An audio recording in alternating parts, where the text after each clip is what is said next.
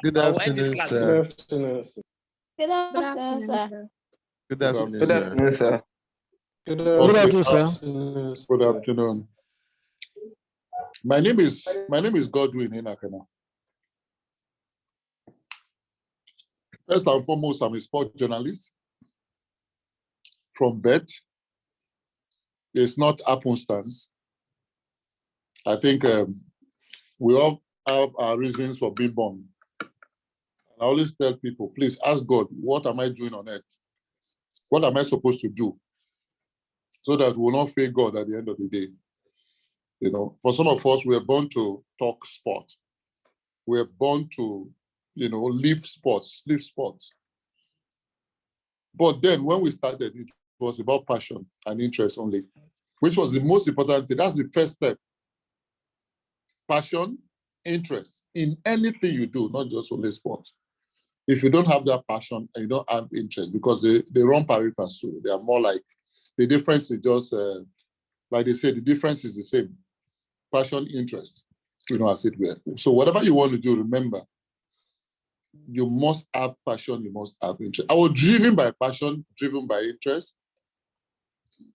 But what was important was also education. You must go to school. If there's no education, then you are wasting time.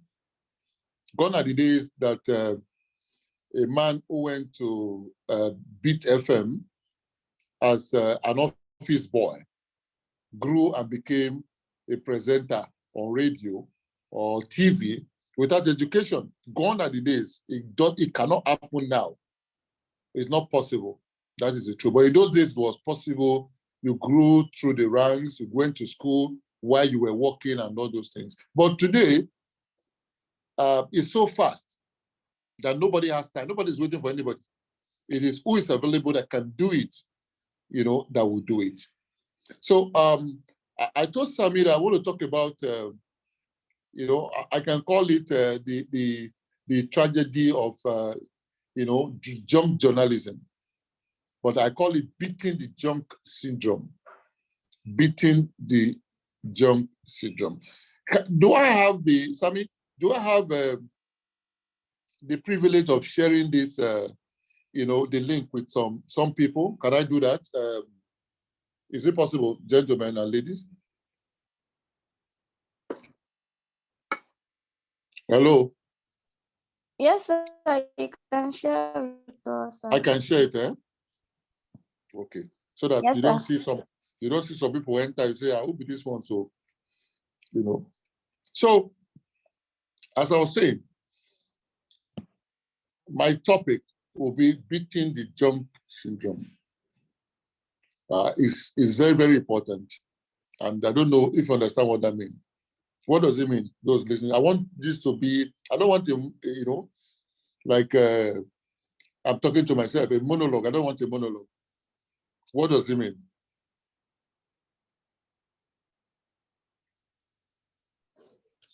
Okay, sir. Morris and Victoria is speaking. Okay.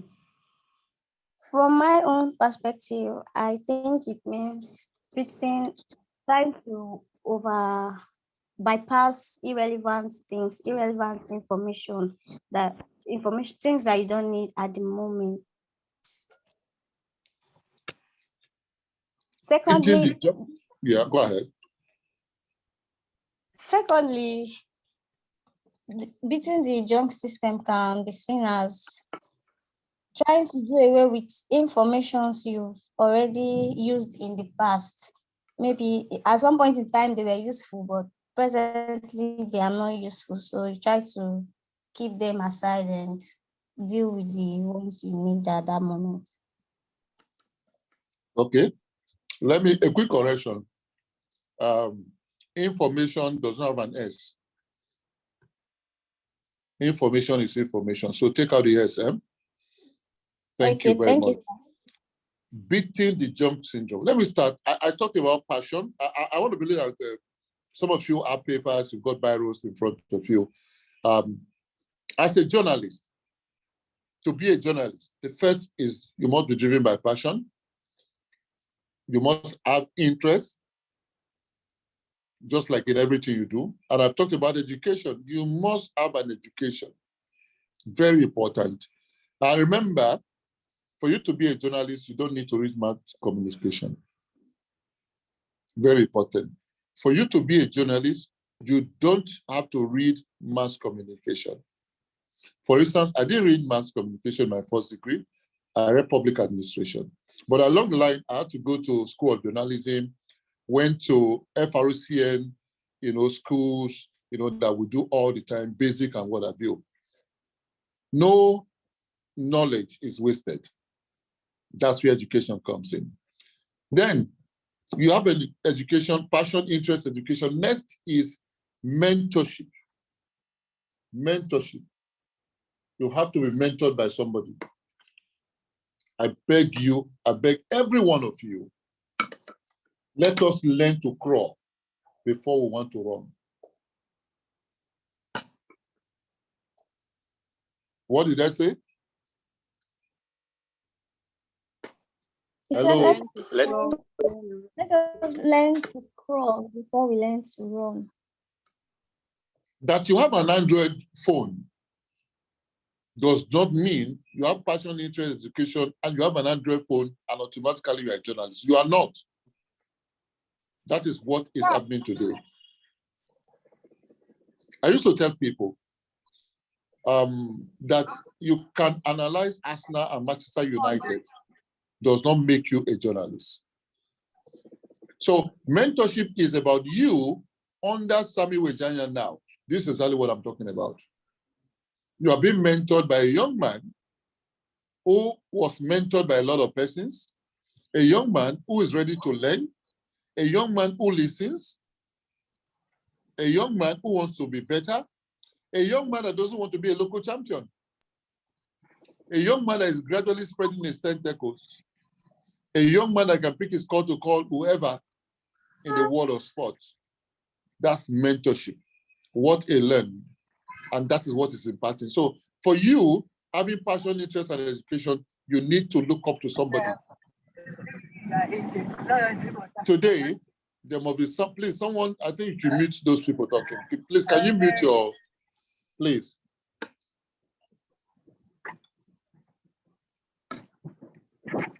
Okay, sorry, sir. Jojo, mute your mic, please. Thank you. Okay. Sir, please, you can continue. There must be somebody you must look up to for mentorship. It could be the man who speaks good English. It could be that man who has courage. A young man or woman who has followership. A young man who is sound. A young man or woman that gives education. A young man that you tune your TV or radio and listening, you derive pleasure. This is the mentorship I'm talking about. But in all of this, I think in one of my classes here before, I talked about, yes, being mentored, but you must carve a niche for yourself. Carve a niche for yourself. What does that mean? Trying to be yourself. Be the man, be the woman that God wants you to be.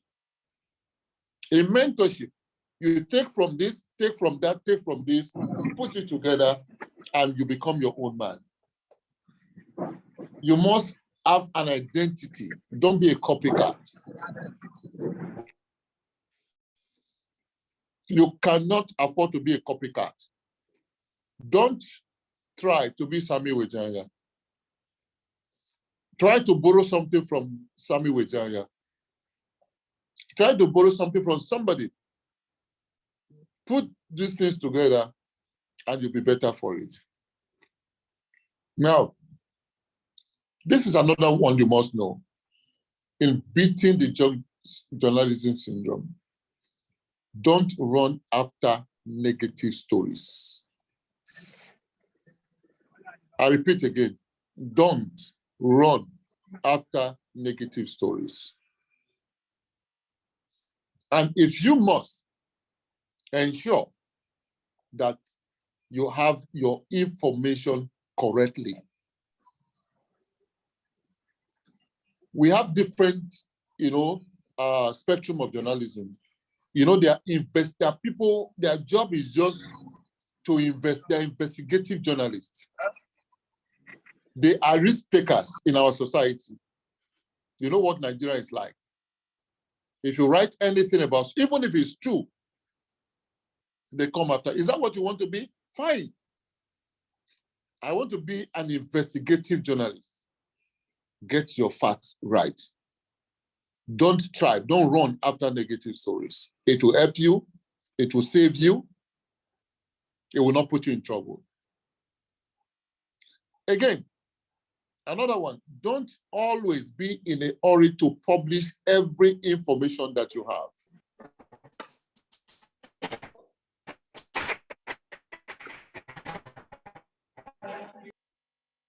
Did you hear me?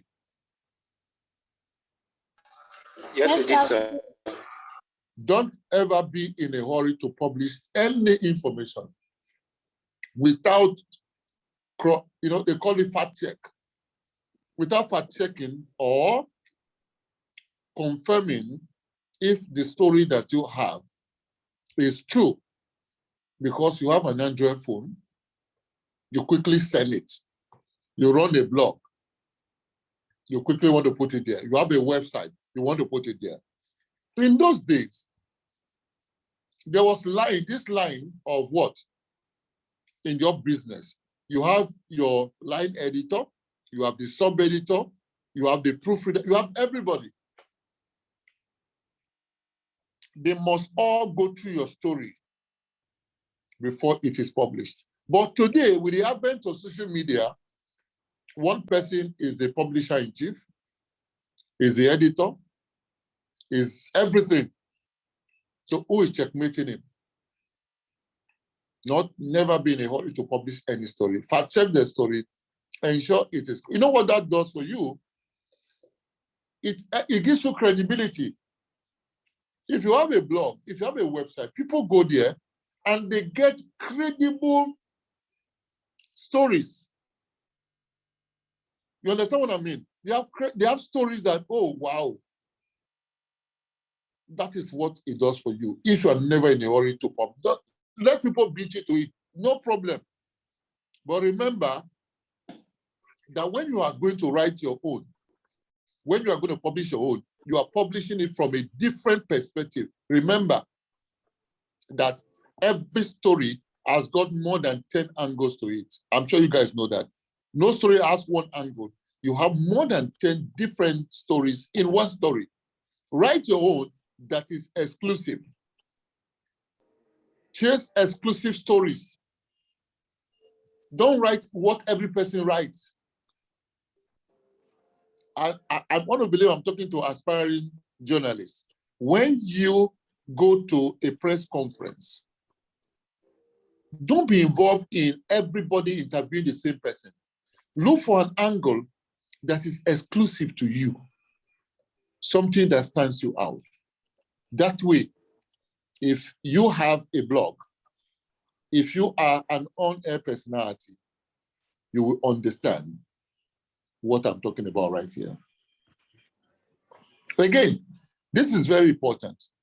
Don't ever go on air or write what you heard that you did not confirm.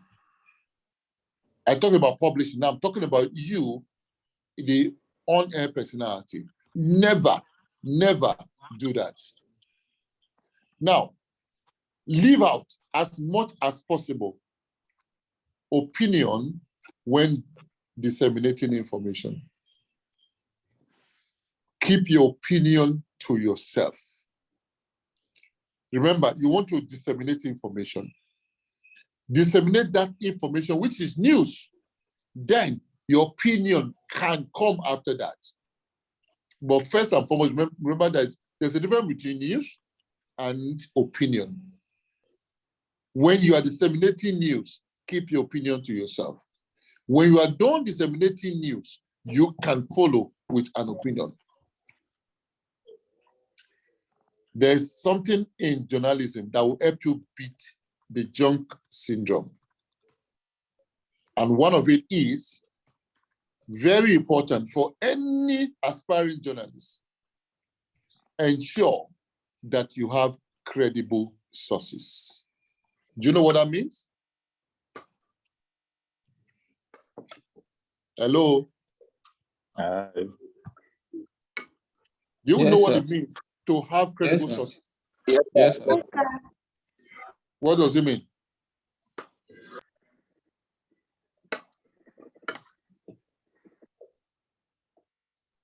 To my own understanding, I think. Hello. I'm with you. Okay. To my own understanding, I think it is about knowing the facts and it being the truth. Doing what? Repeat again. Knowing the facts and it being the truth. No. Okay, hello. Yeah, hello. Getting your to get a credible source is just for you to make sure that any news report you have, you interviewed somebody, you get the press conference, you get anything, you know the person that gives you this information, and you can call on the person at any time if need to defend such information arises. Let me give you an example. Yeah, good afternoon. Go ahead. Okay, another thing is that a source that can be able to stand on this ground anytime, any day that he or she is in call upon, defends the information he has given to you. That's all the credible sources. Thank you. Another person wants to try? Hello, sir. Please excuse me, sir. Go ahead. So I want to say something concerning your class. Please, we have a rule here. Everyone should mute their mic except you are called upon. And if you want to answer a question, you indicate by raising your hand. Then you will be called upon to answer or ask your question. Thank you. So the other speaker can carry on, please. Thank you. Go ahead. Go ahead.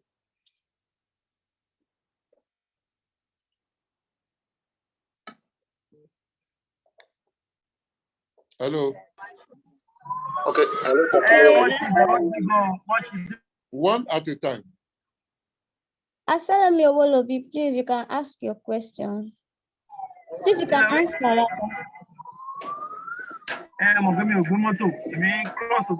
You told us to ensure to have credible sources. To have a credible source will mean that before you go on air to give any information or write about any story, you're sure of the source. You get to the root of the matter. You see it yourself. You hear it yourself. If it means to interview, you interview the source person who knows something about the subject matter. When you hear from them, then you have facts.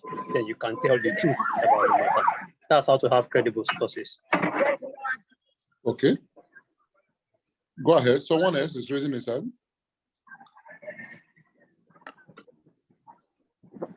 Okay, sir, please, I want to say something. Please, Ojo, please mute your mic and your video, please. Thank you. Okay, we've talked about that. Credible sources. For instance, I'll give you an example. A credible source, as far as sport in Rivers State is concerned, is Sammy Wenjanya. So if there's anything about sport in Rivers State, because he is an aide of the Commissioner of Sport in Rivers State, your credible source is Sammy Wenjanya. That's number one. You can have many sources, but Sammy is your plug. That is a good example of that means a credible source is someone on the inside, not someone who is, it's just like calling somebody who is not in government house about what is going on in government house.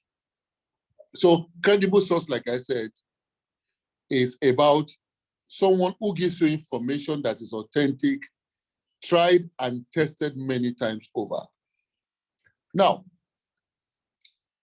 for you to beat the junk syndrome, read and read always. Read and read always. Very important. You read and keep reading, always read. Don't rely on hearsays. Read and read and read again. And finally, learn to be inquisitive. Thirst for information. Be inquisitive. Thirst for information all of the time. And that leads me to defining what junk journalism is. What is junk journalism? A news story reading without adequate research. News story written without adequate research, adequate investigation or information before you go on air or before you put it in your website or whatever. And you all know that junk majorly is to promote traffic to new sites or to get public patronage. And one of the biggest attributes of junk is fabrication. Yes, fabricating alarming pack of lies to newsreaders. The reason you must avoid being in a hurry, because once you're in a hurry, you're going to be a junk journalist. You just remember when you write something negative about somebody, you could be jailed. Yes, you could be jailed. You could be sued for defamation of character. Junk is always about sensationalism. It's all about leaving the issue and fighting personalities. Junk is trivia. Junk is personal attack at the expense of serious investigative journalism. So I urge you, my brothers and sisters, remember that journalism is big, big business. Journalism is a big deal. You are the eye of society. And if you don't lead them right, if you tell them negative stories, if you lie to them, you have lost it completely. Nobody will respect you. So as you embark on this journey in your choosing career, for those who want to be journalists, remember you must be driven by passion and interest. You must have good education. You must surrender to mentorship. Don't be in a hurry to say, josephine.blog.com. No. Mentorship. Carve a niche for yourself. Don't run after negative stories. Don't be in a hurry to publish negative stories. Look for stories that are exclusive. Exclusive. When you write exclusive stories, it means that while everybody at the same time are interviewing the commissioner of sport in Rivers State, you are looking at something different in that occasion. Don't go on air or write what you heard that you did not confirm. Leave out opinion when you are disseminating information, especially news. Yes, opinions can always come, but not when you are talking news. Have credible sources. Make sure these sources are tried and they are tested. Read and read always. Be inquisitive, thirst for information, and the sky will just be your beginning. Thank you very much. All right, thank you very much, sir. So I presume you are ready for the question. Yes, I'm ready for questions. Yeah. Okay, sir. We have some persons that would love to ask questions. Olisa, your hand was up, or was that a mistake? Okay, for anyone that have a question, please just indicate and you'll be called upon. You can also drop your questions in the chat box and it will be attended to.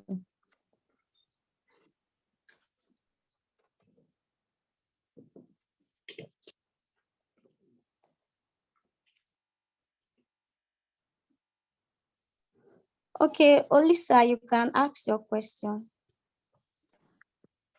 Good afternoon, Mr. Godwin and Enakhena. It's a privilege to be lectured by you, not once, more than once, is a very big privilege. So I want to ask, there's a situation where you work for an organization and the aim of the organization is always to post stories, breaking stories immediately, like stories that are breaking around. Other websites have posted that we should be the first to post it. You don't control the organization because you don't own it. How do you verify, fact check, so not to get in trouble with your bosses and not to get away from your principles and guidelines?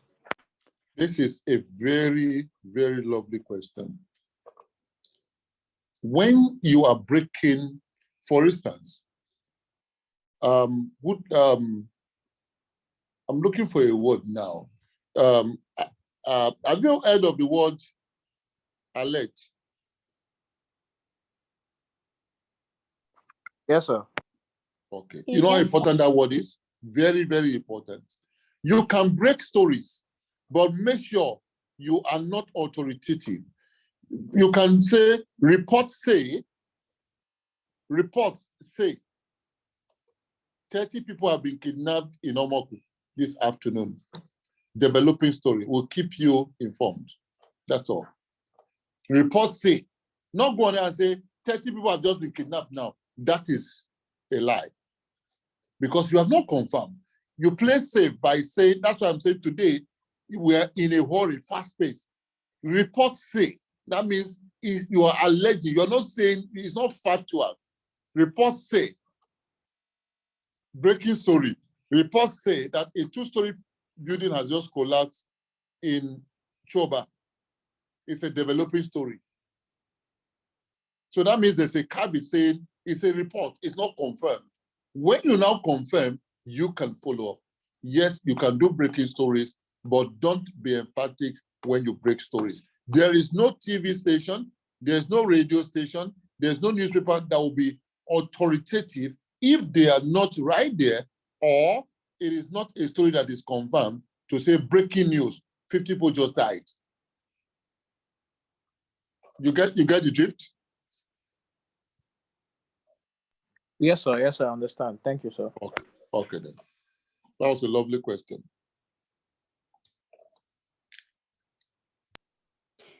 Okay, so thank you very much. So I have a question. Go ahead. In a case where it is an eyewitness report, Yeah. and in this case you are involved, like you are not a direct person in the aspect, in the scene, but you were there like an eyewitness report. And then after reporting the news, the person involved, the parties involved come up and says there was nothing like that. They try to disprove you by all means. What do you do? Because you've already, first of all, you were there. It was an eyewitness report. You were there. And then secondly, the parties involved came up and said, for instance, someone was robbed. Then when you reported it, the person comes back and said, no, I wasn't robbed and everything. What do you do in that case, sir? Eyewitness, you were there. You saw it happen, isn't it? Yes, sir. What did you do when you saw it? You have your phone. You have your phone with you. No, most time, just I've had an experience like this. Okay, fine. I visited my coursemate, and on reaching her house, she was being assaulted and almost raped by a guy. I wasn't with my phone, and he already seized her phone. There was nobody in the compound because it was during the holidays. Everybody have almost gone home. So I went further to report it to our head of department as at that time before I could move it further. Then she came back and told me nothing like that happened and everything. So I was really embarrassed. I couldn't even look at my head of department in his face. That's why I'm asking this question.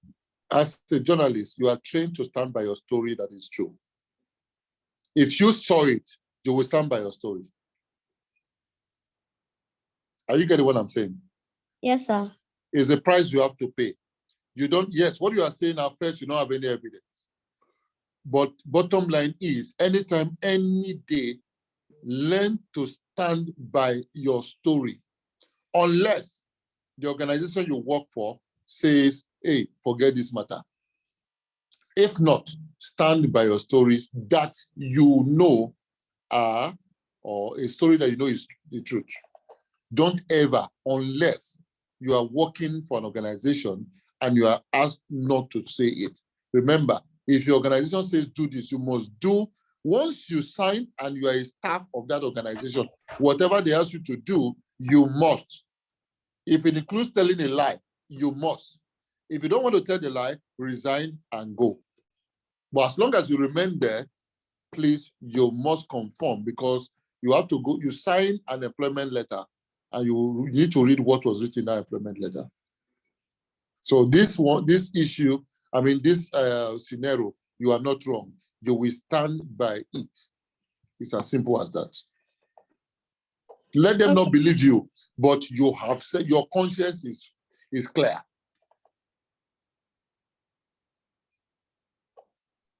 Go Okay, ahead. thank you very much, sir. Yeah. Okay, we have question in the chat box. So would you like to read it yourself, or I can do I've it for seen, you? okay, let me take the first one here. Okay, he said, so I want to eat, what are you eating? I'm actually eating pounded yam and white soup. I was eating and I remember that I have a class. So I'm done eating, sorry. I would have shared some, but I finished eating. There's another, how do you verify an information knowing full? Again, there's nothing like fully well, it is full well. Anytime you see full well, not fully well. So remove the Y. It is knowing full well that some websites go as far as tagging the credible sites. Tagging. How do you verify an information knowing full well that some websites go as far as tagging? Are you saying that the website they are tagging are websites that don't have credibility? We must be very careful not to follow. There are some websites you must not visit. Any credible website will not give information that is wrong. And if they do, because any organization can make mistake. Do you understand? Any organization can make mistake. It is how quickly they apologize when they make mistakes. But they hardly or rarely make mistakes. And when they do, they apologize.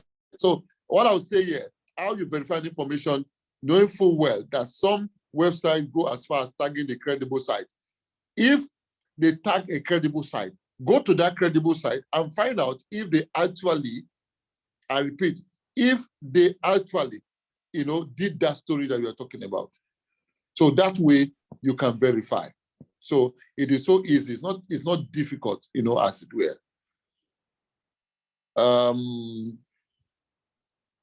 Which other one now? Maybe you should help me. Which other one is ready? Hello? Yeah, there's no other one in the chat box, but we have others. No, I think one more. There's one more. It says, good afternoon, sir. What about a situation where you get both sides of a story from those involved, but are contradicting? How do you report such? Solomon in the Bible, you remember, had two women. One said, I'm the mother. The other one said, it's not the mother, it's the mother. Both were claiming that child. What did Solomon do? Hello? I can hear you, sir. What did Solomon do? He asked for a knife and wanted to share the child into two parts and give it to both. So one of the women started crying, while the other was reluctant and wanted him to go ahead with it. So he gave the child. You know what that means? What did Solomon do? He tried testing them. That Solomon used wisdom. Simple. It's wisdom. In this time, in journalism, your training will come to the fore at that moment. Your training, because the first thing as a journalist, you don't believe everything and anything you see. When someone is lying to you, you will know by training. Do you understand what I'm saying? You will know if you have two sides contradicting, you will know who is telling the truth. It's very simple, but always ensure that you don't run with one narrative. There must be a way of getting to the bottom. You have spoken with two people. Leave these two people. Look for someone else. Both sides are contradicting. When you speak, the more person you speak with who are involved, the clearer the situation to you. That will help you to write your story at the end of the day. Yes, you always have contradictory reports, but you, as a journalist, by training, should be able to decipher who is saying the truth or who is lying. So, I'm seeing about how many hands? 1, 2, 3, 4, 5 hands up.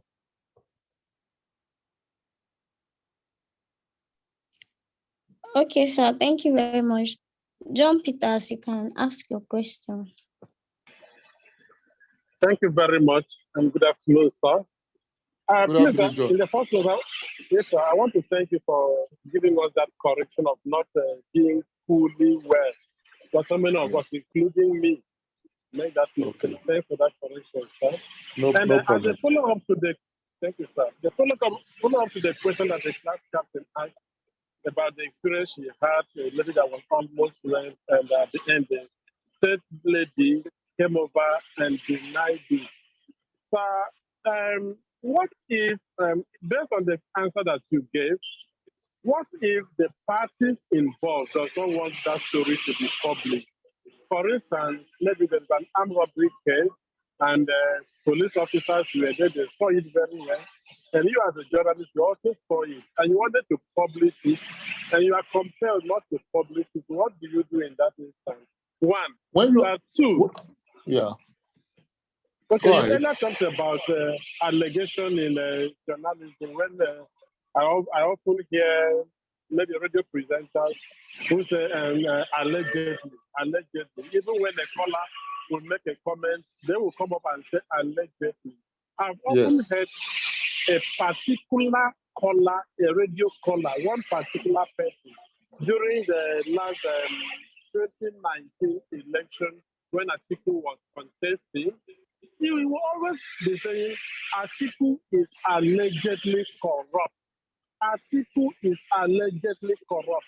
And to me, I felt this is something that this guy is deliberately saying. And the presenter will be keeping quiet for him to be quiet. Is it right that way? When you know that this man has not been proven guilty or proven corrupt, and I will come up and say, having that cover allegedly corrupt. Is it right that way? Thank you. Okay, John, the caller is a fantastic person. The caller understands. Alleged means that people said, but it is not confirmed. Has Atiku been jailed before for corruption? Is it proven that Atiku is corrupt? It's only hearsay.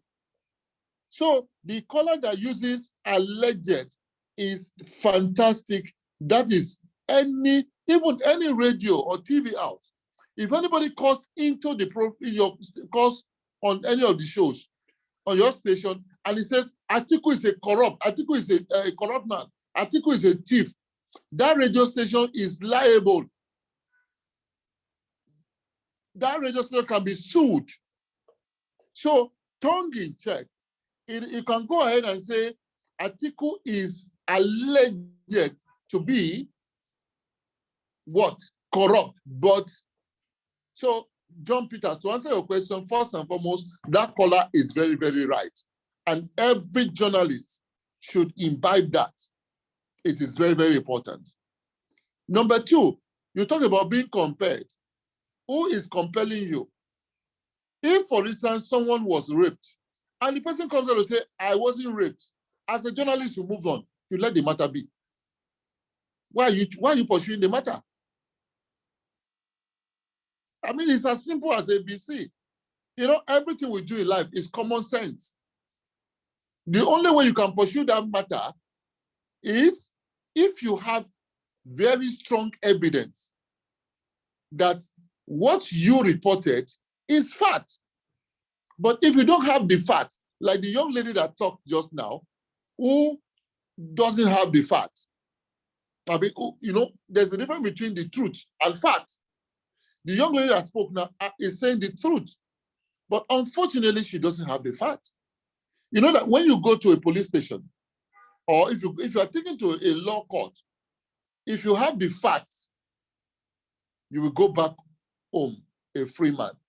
If you have the truth, but you don't have the fact, you will go to jail. So it is better to play safe by using the word alleged. Thank you. I can see Owolobi, Olisa, and Said, they're raising their hands. Okay, Owolobi, you can ask your question.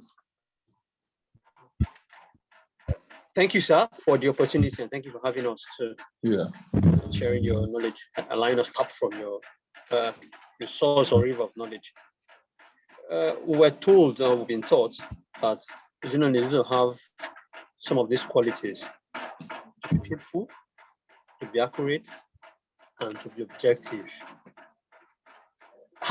What I've learned so far in our lectures appears to me to be that journalists are bulls for sacrifice for these same qualities they have, particularly for that of facts and truth.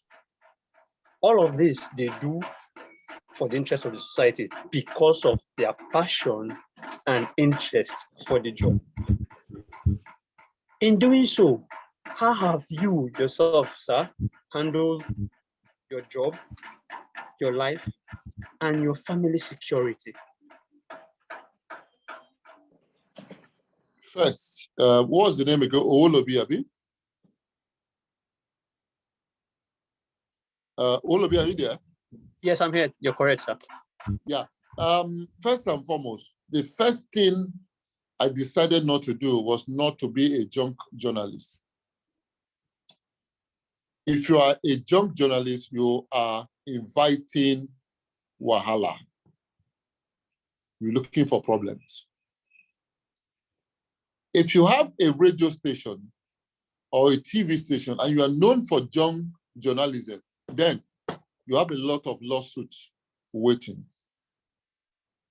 Sometimes they come and lock up the place, as it were. Sometimes they chase you on the ground. The truth and facts will get you into trouble sometimes.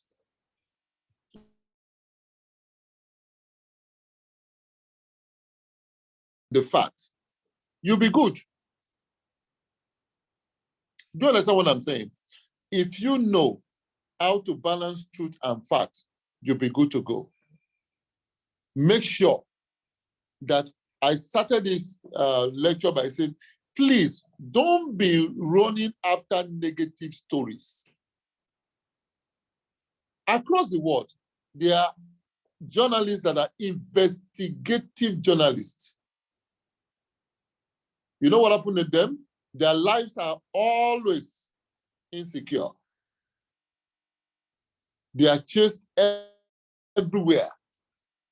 So I would rather say that while you are chasing truth and facts, ensure that you are disseminating the right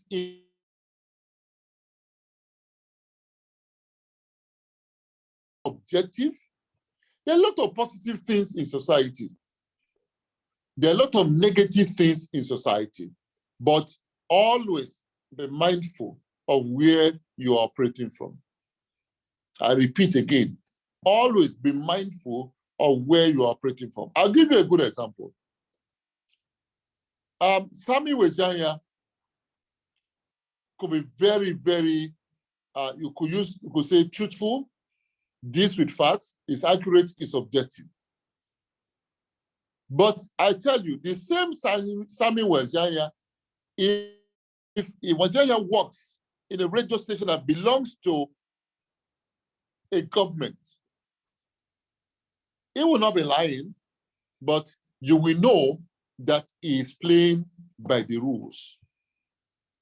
He has found himself in an environment where truth is what? Is an abomination. You are there. First and foremost, when a radio station is set up by government, you become the mouthpiece of that government, good or bad. So bottom line, remain truthful, work with facts, be accurate, objective, but ensure that you understand and study the environment you're operating in. If not, you'll get into trouble.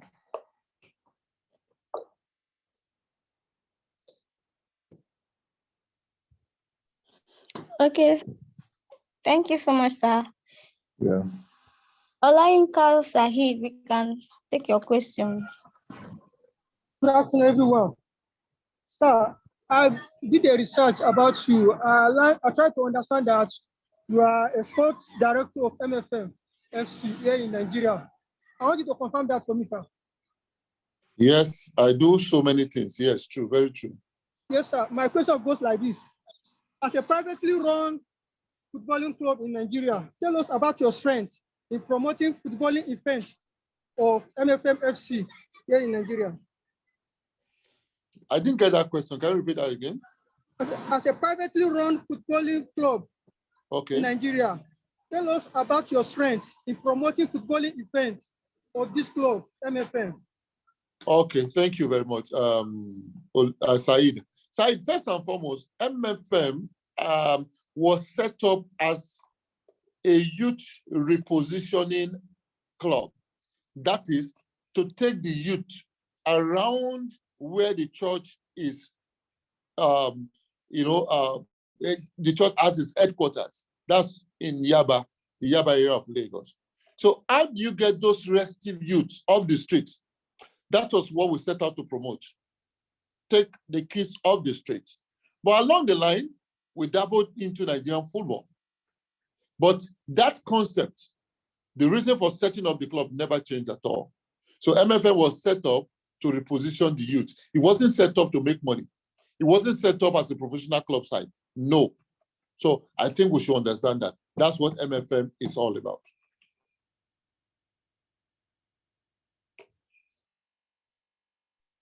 Okay, thank you, sir. Olisa, you can go on with your question. Good day, sir. Again, as I said before, absolute pleasure to be lectured by you, sir. There's something you posted on your social media 5 days ago when you were talking about rumors actually affecting the way people see a particular individual. Now, as a journalist, certainly people will have rumors against you. People have agendas against you. What, as a man who has experience in dealing with this, what do you advise us to do when we come in that type of situation, when there are different rumors and agendas positioned against us in a negative direction or negative manner? If you read what I posted, it said, don't let what you heard about somebody color your thoughts about that person. What does that mean? I'll give you a practical example.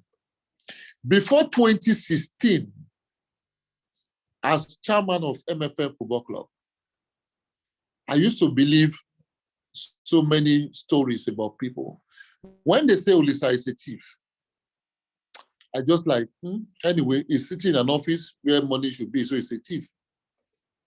So it happened to me where so many things were written about me.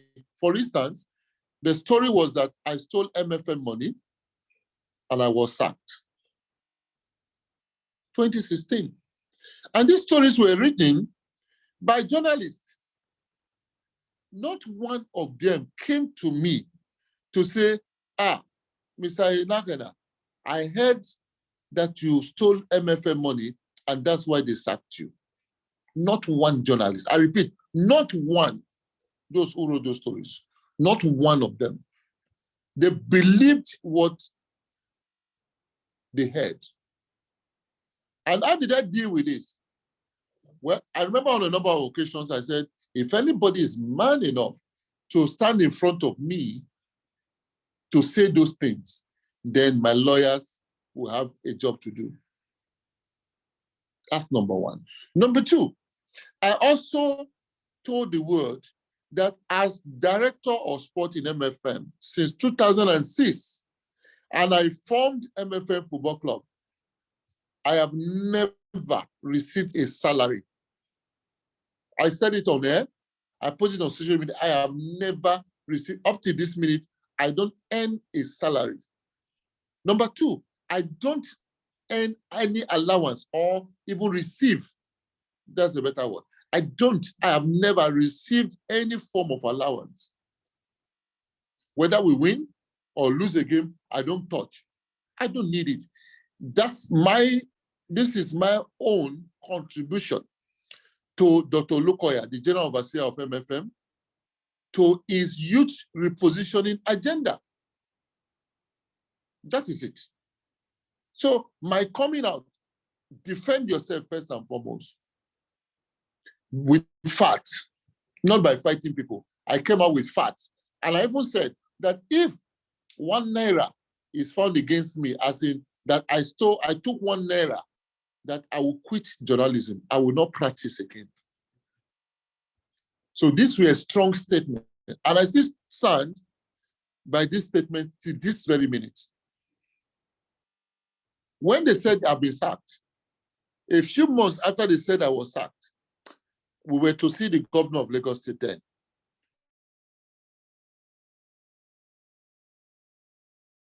Surprised to see me at the governor's place, leading MFM, leading top pastors from the church to government house in Alausa. And those people, those journalists that were writing those junks, I was not the one who took them into the hall because they were all gated by security personnel at government house. At that point, the narrative started changing. Some of them came and apologized to me that they were sorry, they were misled by somebody in the church, that somebody in the church was the one telling them. So, Olisa, when they lie against you, when you read things like that, defend yourself with facts, not bold face. It's not bold face. Defend yourself with facts. I did. I defended myself with facts. And I'm saying thank you for this opportunity to state it here that Godwin Enakhena remains the man in charge of sports in MFM as we speak today. Thank you.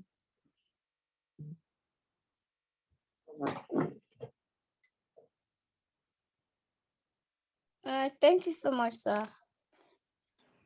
I think that's the last question we have for this. Yes, please.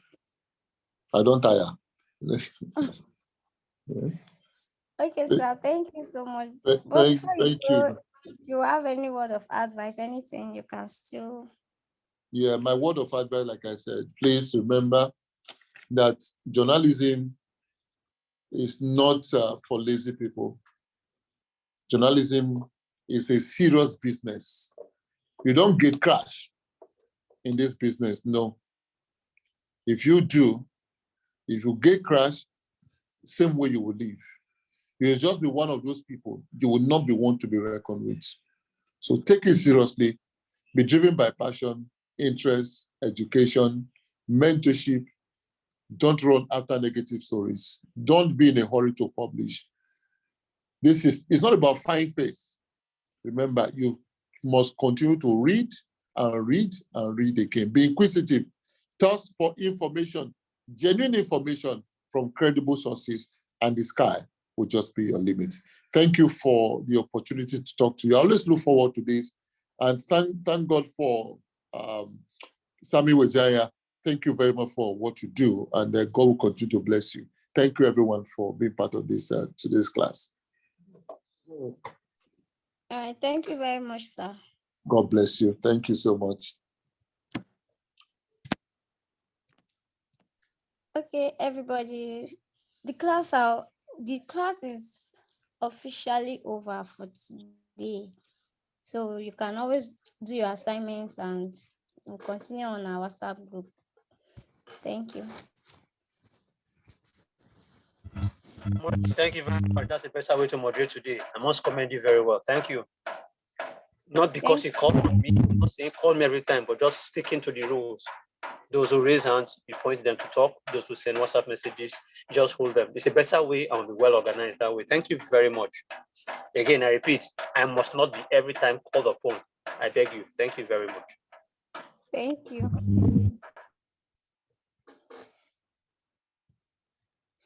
All right, Wisdom, you can end the class. You have the power to do so. Wilson, rather, sorry, Kelvin.